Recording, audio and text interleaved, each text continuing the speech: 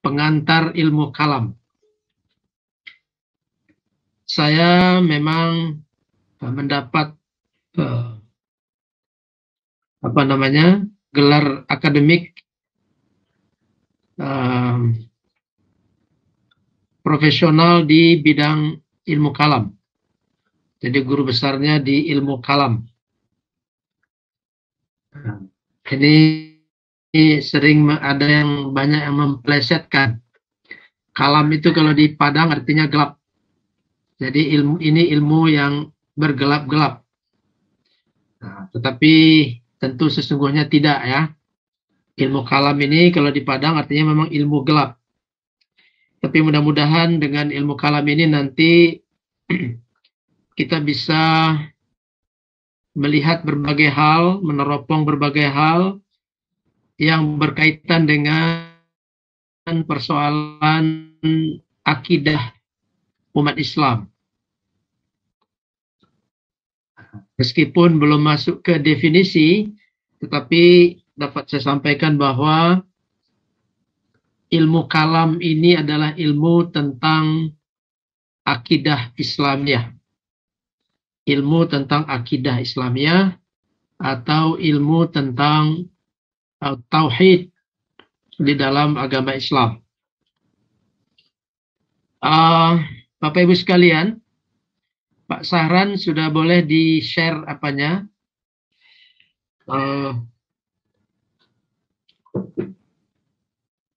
Bentar, Bro. Teruskan, Bro. Ya. Teruskan. Bentar. Bapak Ibu sekalian, sebagaimana yang kita pahami dan kita kenal bersama bahwa Islam adalah agama yang universal, agama yang membahas seluruh aspek kehidupan, agama yang salihun di kulli makanin wa zaman, agama yang cocok untuk segala generasi, berbagai macam generasi, berbagai macam etnik. Ya, itulah Islam, agama yang luar biasa. Oleh karena itu, kita selalu di awal-awal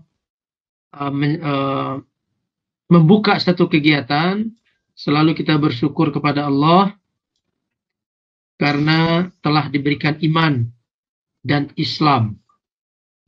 Syukur kita kepada Allah karena diberikan iman dan Islam.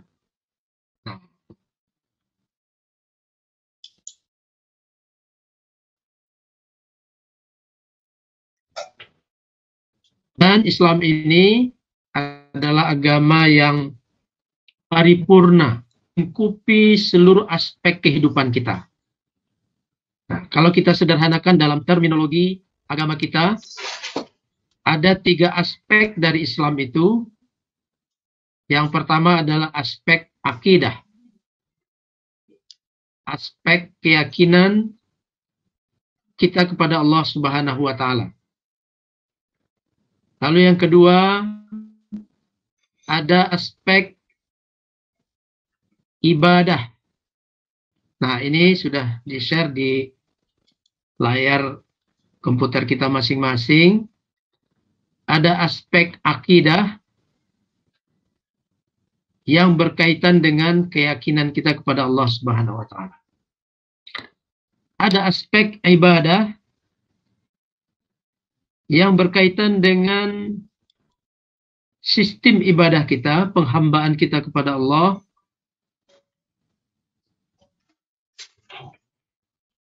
Macam-macam ibadah dan lain sebagainya.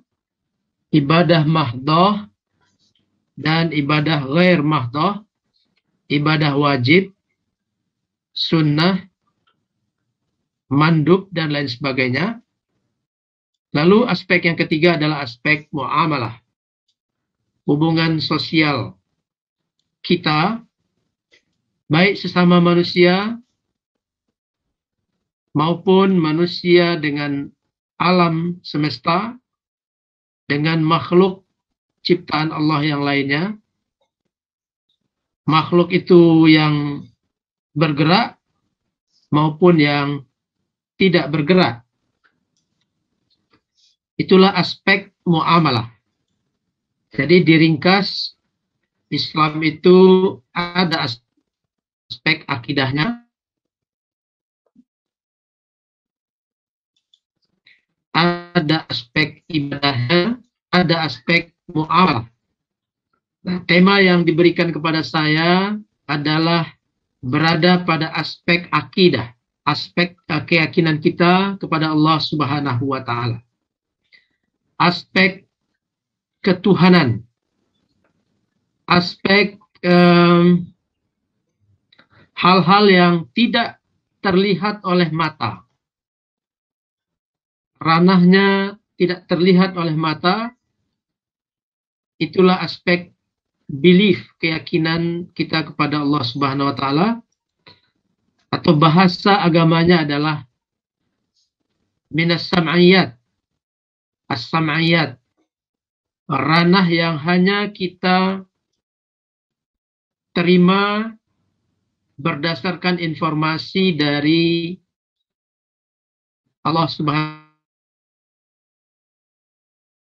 wa Ta'ala, baik itu melalui kitab Al-Quran, ayat-ayat Al-Quran, maupun melalui hadis-hadis Nabi Sallallahu Alaihi Wasallam. Itulah ranah sam'iyat, ranah yang kita terima, ranah yang kita terima dari Allah Subhanahu wa Ta'ala apa adanya, dan itu membutuhkan keimanan kita kepada Allah Subhanahu wa Ta'ala. Itulah sisi yang akan kita bahas dari kuliah kita pada beberapa pertemuan ini.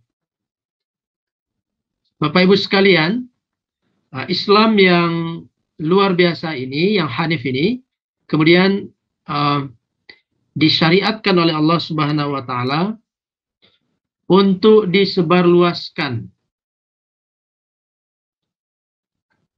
di atas muka bumi ini. Islam sebagai wa ma arsalnaka illa rahmatan lil alamin, Islam sebagai agama rahmah, tentu tidak mungkin hanya diyakini, dipeluk dan diimani oleh sekelompok kecil umat, katakanlah sekelompok kecil Quraisy. Tidak mungkin agama yang luar biasa ini hanya diamalkan, dan bahkan kalau ini adalah rahmat, dan ini memang rahmat, tidak mungkin rahmat ini hanya terfokus kepada sebagian kecil saja, kaum Quraisy atau kabilah Quraisy saja. Oleh karena itu Allah meminta Nabi Muhammad, memerintahkan kepada Nabi Muhammad dan juga kepada pengikut-pengikutnya yang setia untuk mendakwahkan Islam ini ke seantero dunia.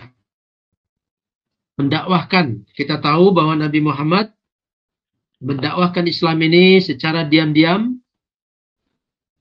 ad-da'watu bis-sirri, lalu kemudian ad-da'watu bil-jahri, mulai mengajak secara terang-terangan, dan kemudian dakwah Nabi itu melebar dan melebar. Sehingga akhirnya kita tahu dalam melaksanakan dakwah itu Nabi Muhammad mengalami berbagai hal. Tekanan demi tekanan, ancaman demi ancaman dialami oleh Rasulullah Sallallahu Alaihi Wasallam, sehingga akhirnya kita tahu bahwa Nabi Muhammad untuk menyelamatkan dakwah ini hijrah ke sebenarnya kita tahu bahwa Nabi juga mengizinkan sebagian dari para sahabat untuk hijrah ke Habasyah. dalam proses dakwah ini, Nabi Muhammad SAW mendapati berbagai cobaan dan rintangan, dan kemudian satu persatu persoalan itu dapat diselesaikan oleh Nabi Muhammad SAW. Dalam bentuk yang kecil, Nabi berhadapan dengan komunitas Yahudi yang berada di Madinah setelah hijrah, sehingga terjadi berbagai muahadat, terjadi berbagai perjanjian-perjanjian antara Nabi Muhammad dengan beberapa kabilah Yahudi untuk melangsungkan dakwah ini. Kemudian juga terjadi peperangan yang tidak dapat dihindarkan antara Nabi Muhammad dan pengikut beliau dengan kaum musyrik atau orang-orang yang belum memeluk Islam.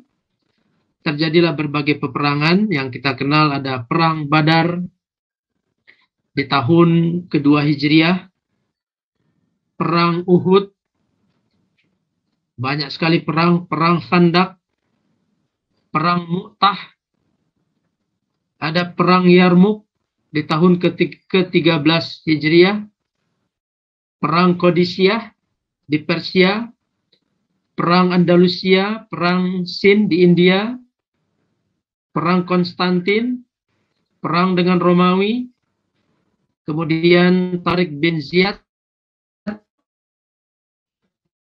melakukan penaklukan di semenanjung Iberia, kemudian perang Cina dan lain sebagainya.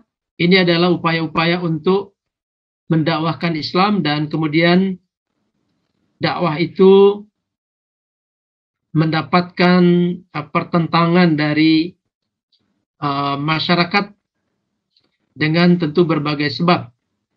Ada perang yang disebabkan oleh penguasa tidak ingin kehilangan kekuasaannya dan lain sebagainya. Dan perang ini di dalam terminologi Islamic Studies, Dirasat al-Islamiyah, dikenal juga dengan Al-Futuhat al-Islamiyah, yang dalam terminologi lain juga kita kenal dengan pembukaan negeri-negeri oleh umat Islam. Nah, dengan melalui berbagai perang ini, Islam tersebar di tidak saja di Jazirah Arab, tapi juga sudah melebar ke Asia, dia sampai ke Mesir,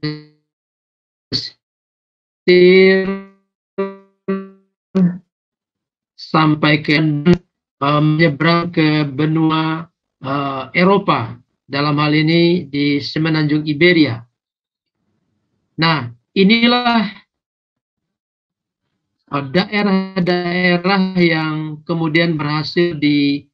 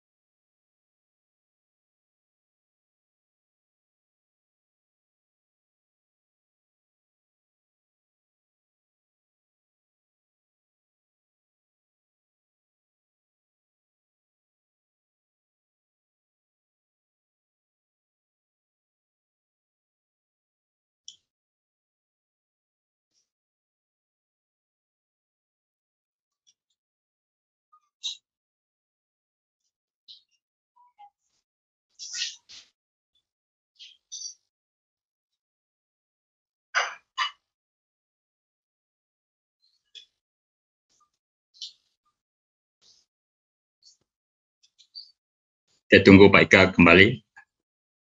Pak Habib masih di sana?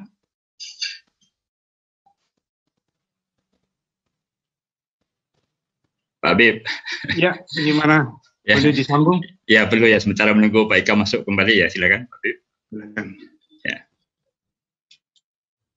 Sekarang Pak Ika.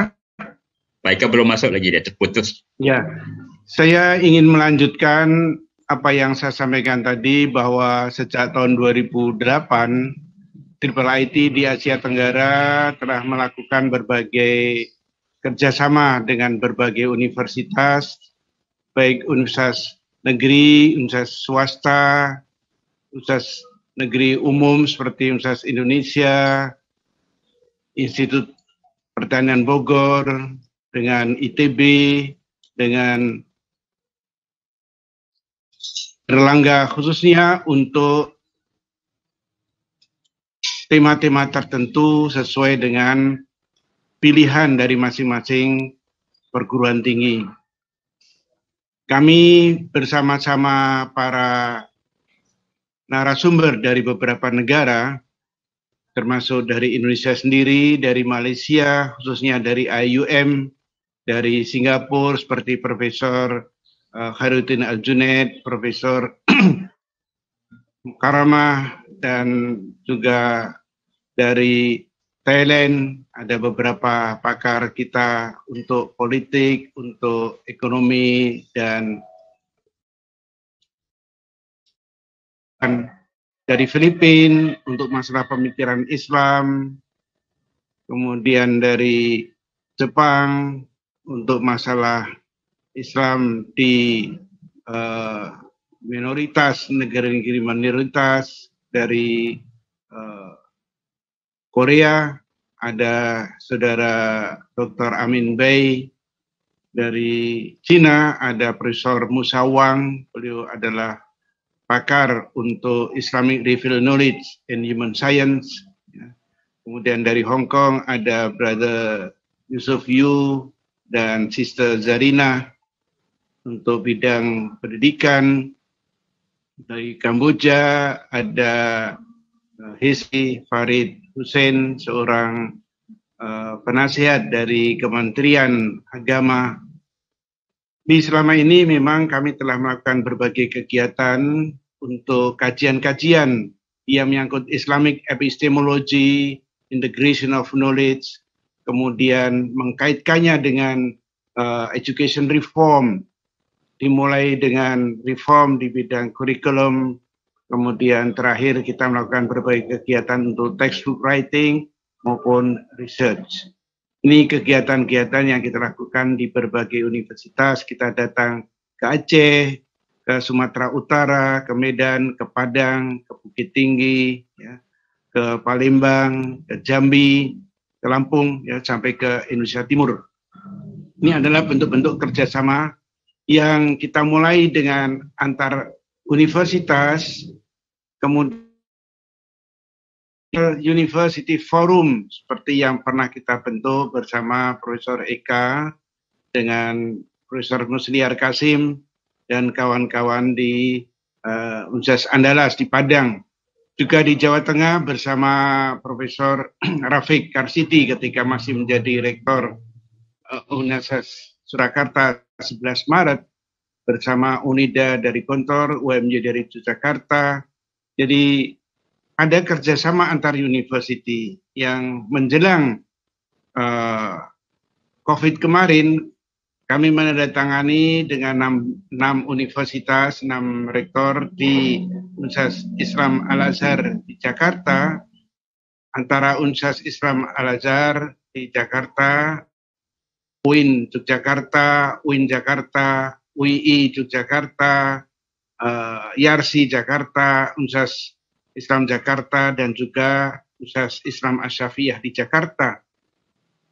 Jadi kita melakukan kerjasama antar universitas, demikian juga kerjasama dengan forum-forum atau dengan asosiasi seperti IMP, International Association of Muslim Psychologists, dengan API, Asosiasi Psikologi Islam, dan berbagai asosiasi untuk ekonomi, ya, untuk ilmu sosial, dan juga untuk dunia pendidikan.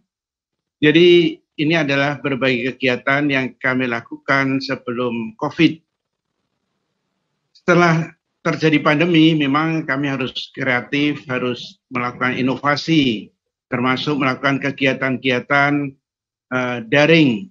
Ya, di Yogyakarta misalnya di Fakultas Ekonomi UMY beberapa kali melakukan daring untuk ekonomi, kemudian di UII bahkan membuat satu course internasional yang diikuti oleh beberapa negara lewat daring, termasuk dari Cina, dari Rusia, ya, dari Mesir, dan beberapa negara lainnya. Nah, hari ini kita melakukan daring untuk yang berbahasa Melayu, karena ada permintaan yang cukup besar dari kawan-kawan kami dari Aceh sampai Indonesia Timur untuk melakukan satu kajian bersama, satu seri kajian bersama di dalam bahasa Melayu yang bisa diikuti oleh para peserta dari Indonesia, Malaysia, Thailand, Filipina Selatan, kemudian Brunei Darussalam, Singapura, dan sebagian dari Kamboja maupun Laos. Jadi hari ini terima kasih kepada Profesor Eka yang telah menyediakan diri untuk menjadi narasumber, dan juga kepada segenap para peserta dari seluruh Indonesia dan juga dari Asia Tenggara lainnya. Kemudian secara khusus kepada Brother Syahran Kasim selaku koordinator untuk program KOSIS ini atau program untuk kelas bersama untuk pada hari ini dan selanjutnya, dan juga sahabat-sahabat kami di IIIT East and Southeast Asia di Kuala Lumpur. Terima kasih. Selamat kepada Profesor Eka. Hadza syaraf azim lana ya Profesor. Ahlan wa sahlan nurahibu bikum. Wassalamualaikum warahmatullahi wabarakatuh. Waalaikumsalam. Silakan Prof. Eka disambung. Ya, mohon maaf tadi terputus. Lampunya mati tadi. Ya, terima kasih Brother Syahran dan Ustadz Habib Khirzin. Terima kasih sudah menyampaikan pengantaran dari diskusi kita atau pelajaran kita secara online ini. Saya lanjut, Ustadz Habib, mohon izin.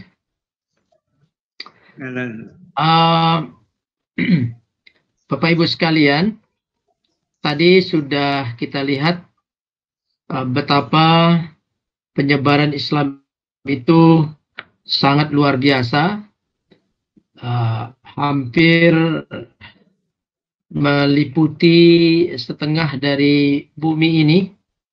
Nah, kalau hari ini tentu sudah di mana-mana Islam ini tersebar. Nah, kita lihat di sini bahwa ketika Islam membuka daerah-daerah seperti Persia, seperti Romawi, Yunani, Turki, India, daerah-daerah tersebut sudah memiliki peradaban. Ya. Bahkan kalau kita lihat, peradabannya lebih maju dari peradaban bangsa Arab yang waktu itu membawa Islam ke seluruh penjuru dunia. Peradabannya lebih maju. Mereka juga sudah punya agama yang organized religion, agama yang sudah terorganisir dengan baik. Di Persia kita tahu ada agama Zoroaster, Manawiyah atau Munawiyah, agama Mazdakiyah. Ini adalah agama-agama yang menyatu dalam cara berpikir bangsa-bangsa atau bangsa Persia. Ya. Agama, budaya, dan filsafat itu adalah satu kesatuan yang hidup di tengah-tengah masyarakat bangsa Persia yang dilakukan oleh umat Islam atau melalui Futuhat al-Islamiyah. Begitu juga di Romawi, di Yunani. Daerah-daerah taklukan dari Romawi seperti Mesir, Syam, Maghrib, Andalusia, Irak, dan lain sebagainya, itu adalah daerah-daerah yang telah dikuasai oleh Romawi, sehingga setiap kita berkunjung ke daerah-daerah itu, kita menyaksikan peninggalan Romawi di situ. Nah, di Romawi juga sudah, masyarakatnya sudah terbentuk pola berpikirnya, terbentuk budaya khasnya, memiliki filsafat tersendiri. Apalagi Yunani kita kenal sebagai daerah yang memproduksi filosof dunia. Yang kita kenal di antaranya Socrates, Plato, dan Aristoteles. 3 nama yang sangat mempengaruhi dunia sampai hari ini. Kemudian di Turki juga sudah memiliki peradaban tersendiri. Di India juga seperti itu. Umat Islam di bawah pimpinan khalifah-khalifah, baik pada khilafah Umayyah, terutama khilafah Abbasiyah, dan turunannya, berusaha menerjemahkan kitab-kitab yang mereka dapatkan dari daerah-daerah yang mereka kuasai. Dan kitab-kitab yang diterjemahkan itu berbagai bidang. Ada bidang ketuhanan, al-ilahiyat, ada bidang at-tabi'iyat, bidang-bidang ilmu alam, ada bidang riyadiyat, ilmu pasti, ilmu eksak, ilmu logika, ada astronomi, dan lain sebagainya. Ini adalah produk kebudayaan daerah-daerah yang ditaklukkan oleh umat Islam. Dan kemudian produk itu dibahasa Arabkan, diterjemahkan ke dalam bahasa Arab, dan tentu dari situ terjadi pengaruh yang luar biasa terhadap umat Islam dari berbagai aspek yang tadi kita lihat. Bapak Ibu sekalian, lalu karena persentuhan dengan budaya luar dan juga interaksi internal antar sesama umat Islam, maka terjadilah dinamika yang tidak saja melanda kehidupan sosial dan budaya, tapi juga merambah ranah akidah. Ya, merambah ranah akidah. Nah, tadi mungkin setelah ini, slide berikutnya akan kita lihat dinamika persentuhan umat Islam dengan budaya dan keyakinan negeri-negeri yang dibuka itu memberikan dampak yang juga signifikan terhadap umat Islam. Lalu dampak dari semua itu, Nabi Muhammad SAW telah memproyeksikan bahwa di kemudian hari umat Islam dari sisi akidahnya itu akan terbagi ke 73 golongan, sebagaimana hadis Rasulullah SAW yang diriwayatkan oleh para sahabat yang banyak sekali, diriwayatkan oleh Abu Hurairah, juga dari Anas bin Malik, Abu Darda, dan lain sebagainya.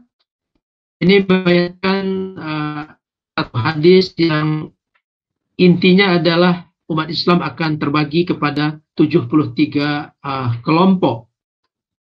Iftaraqat al-Yahud ala 71 firqatan wa iftaraqat an-Nasara ala 72 firqah wa sataftariqu ummati ala 73 firqatan. Bahwa bangsa atau umat Yahudi terpecah kepada 71 kelompok, kemudian Nasrani kepada 72 kelompok, dan umat Islam kepada 73 kelompok. Lalu di riwayat berikutnya diriwayatkan juga bahwa seluruh kelompok yang 72 itu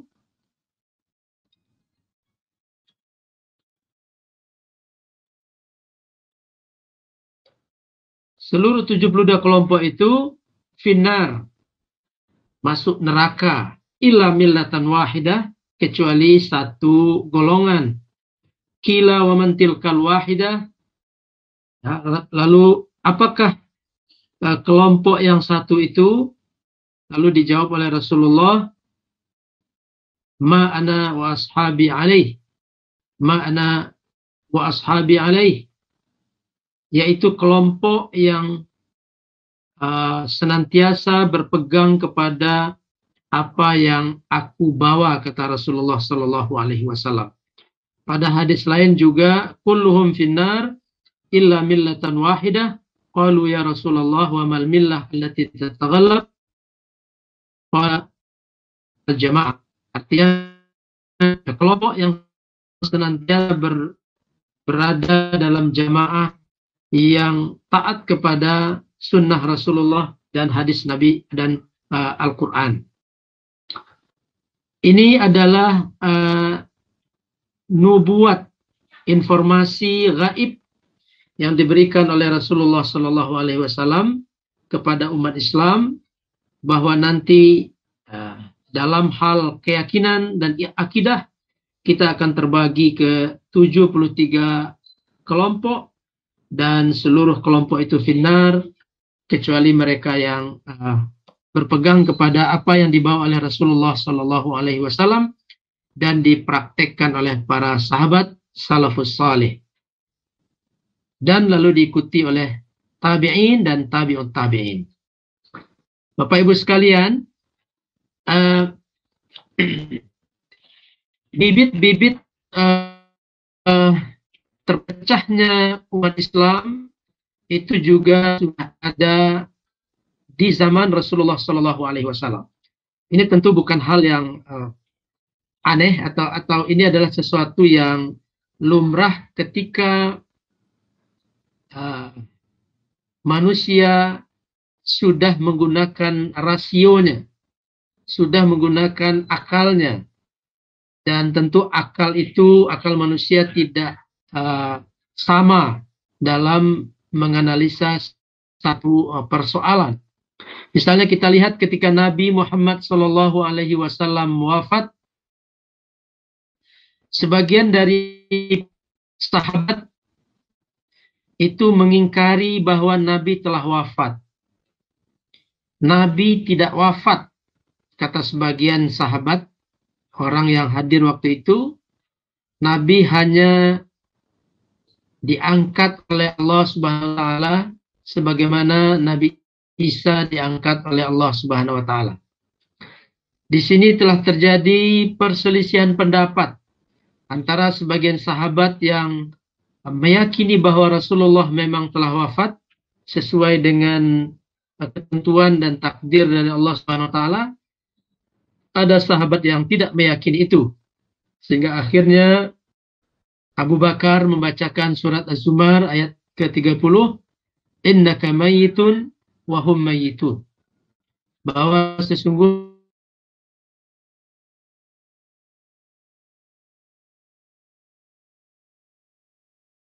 engkau Muhammad, ini sudah dimulai. Ya, ketika Nabi baru saja wafat, sudah dimulai. Apakah Nabi betul-betul wafat atau Nabi hanya diangkat Allah Subhanahu wa Ta'ala? Lalu persoalan lain juga muncul. Di manakah Nabi kita ini akan dikuburkan? Apakah di Madinah, tempat hijrahnya beliau, tempat beliau mengembangkan dakwahnya, atau beliau dimakamkan di Makkah, tempat beliau dilahirkan dan tempat wahyu pertama kali diturunkan? Atau ada lagi yang berpendapat bahwa Nabi sebaiknya dimakamkan di Baitul Maqdis, bersama dengan Abul Anbiya Ibrahim alaihissalam dan seterusnya, sehingga Abu Bakar sekali lagi menyampaikan sabda Rasulullah, innal anbiya yudfanuna haitsu yuqbadun. Para nabi dimakamkan di mana beliau wafat atau meninggal. Maka dengan demikian Nabi pun dimakamkan di kamar Siti Aisyah, dimakamkan di Madinah sesuai dengan sabda Rasulullah Shallallahu Alaihi Wasallam tersebut. Kemudian setelah Nabi wafat, terjadi perbedaan pendapat siapa pengganti Nabi Muhammad Shallallahu Alaihi Wasallam, karena Nabi tidak menyampaikan sabdanya, tidak meninggalkan wasiat tentang pengganti beliau ketika beliau meninggal dunia. Meskipun nanti dari kalangan Syiah mengatakan Nabi meninggalkan wasiat untuk Ali bin Abi Thalib. Terjadi perbedaan pendapat. Ya. Siapa yang akan menggantikan Nabi?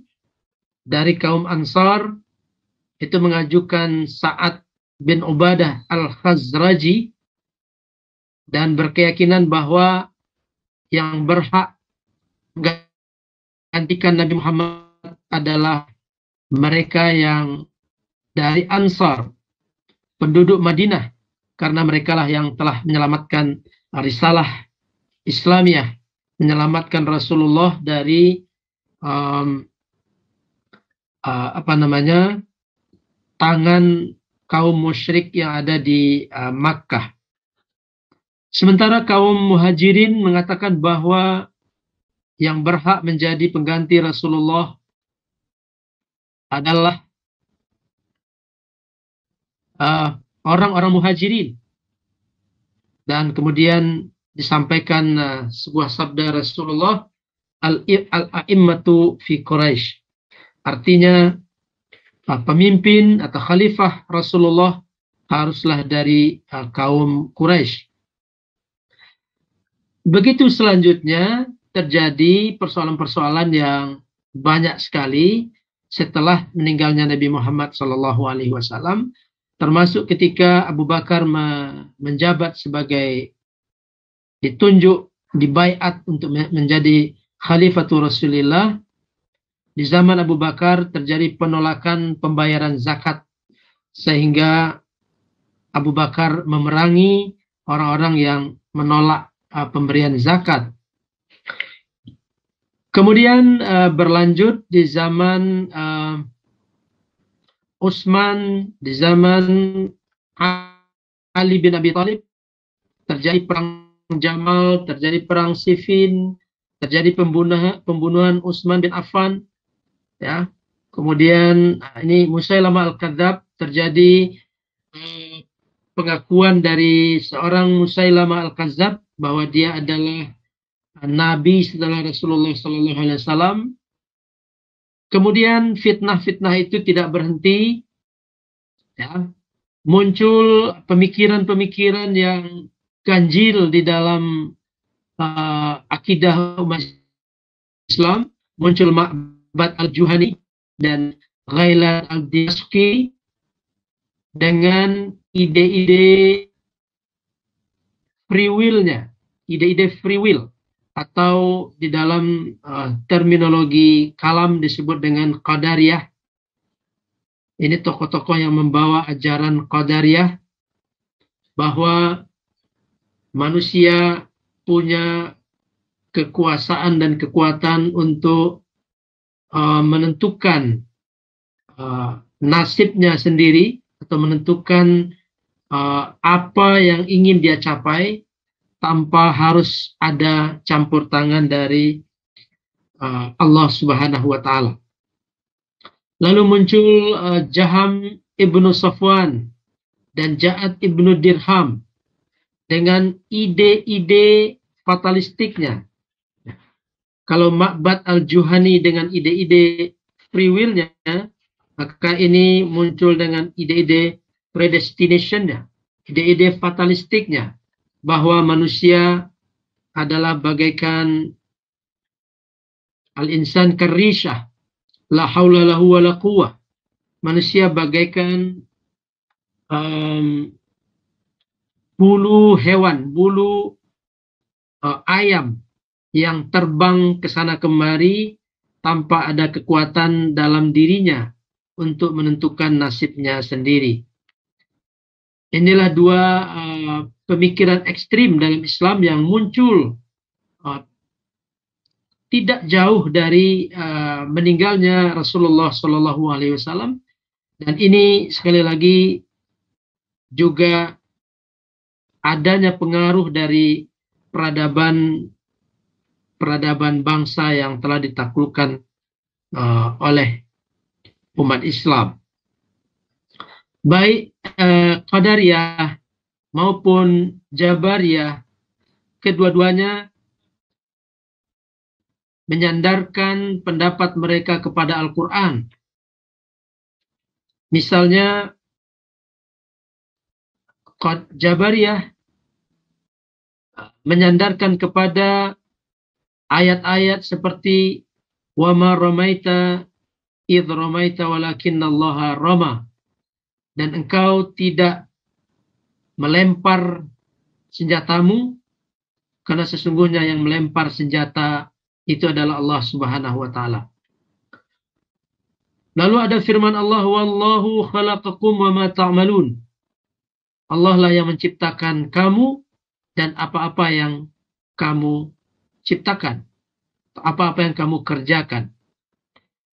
Maka liyu'minu illa ayyasha Allah. Itu ayat-ayat lain yang menjadi dasar bagi Jabariyah untuk mengatakan bahwa manusia itu tidak memiliki kekuatan untuk menentukan nasibnya sendiri. Sementara Jabariyah juga punya atau mendalilkan pendapat mereka kepada firman-firman Allah. Wa qulil haqqa min rabbika faman syaa'a falyu'min wa man syaa'a falyakfur. I'malu ma syi'tum innahu bima ta'maluna basir. Juga ayat innallaha la yughayyiru ma biqaumin hatta yughayyiru ma bi anfusihim. Dan beberapa ayat lainnya yang diambil oleh kelompok Qadariyah untuk menjadi dasar dari keyakinan mereka. Bapak Ibu sekalian, baik Jabariyah maupun Qadariyah, kedua-duanya lahir dari rahim umat Islam dan lahir di tengah-tengah umat Islam dan mendalilkan pendapat mereka kepada ayat-ayat Al-Quran. Kemudian Imam Abdul Qahir Al-Baghdadi merinci, kalau kita kembali ke hadis yang tadi kita sebutkan di awal, iftaraqat ummati, iftaraqat al-yahud ala 71 firqatan dan seterusnya, dan kemudian iftaraqat ummati, umatku akan terbagi kepada 73 kelompok. Maka Abdul Qahir Al-Baghdadi merinci kelompok yang 73 itu, 20 kelompok berasal dari Khawarij, 3 kelompok berasal dari Murji'ah, 20 kelompok berasal dari Qadariyah Mu'tazilah, 20 kelompok berasal dari Rafidah atau Rawafid, kemudian 3 kelompok berasal dari Najjariyah, kemudian 3 kelompok dari Karamiyah, Bakriyah, Dirariyah, dan Jahmiyah, masing-masing 1 kelompok, dan kemudian yang terakhir adalah Ahlu Sunnah wal Jamaah, 1 kelompok. Dengan distribusi ini kita mendapatkan bahwa apa yang disabdakan oleh Rasulullah SAW bahwa umat Islam ini akan terbagi kepada 73 kelompok. Ini adalah apa yang difahami oleh salah satu dari ulama dan mu'arrikh umat Islam. Inilah gambaran dari 73 kelompok itu, dan 72 kelompok itu dianggap tidak sejalan dengan apa yang dibawa oleh Rasulullah SAW, ma'ana alaihi wa ashabi. Sementara satu kelompok yaitu Ahlus Sunnah wal Jamaah senantiasa berada pada apa yang diajarkan oleh Rasulullah SAW dan diamalkan oleh para sahabat, tabi'in dan tabi'ut tabi'in. Hadirin sekalian, para peserta kuliah ini, barangkali itu yang bisa saya sampaikan. Saya kembali ke Pak Sahran. Bagaimana teknis berikutnya? Terima kasih Prof.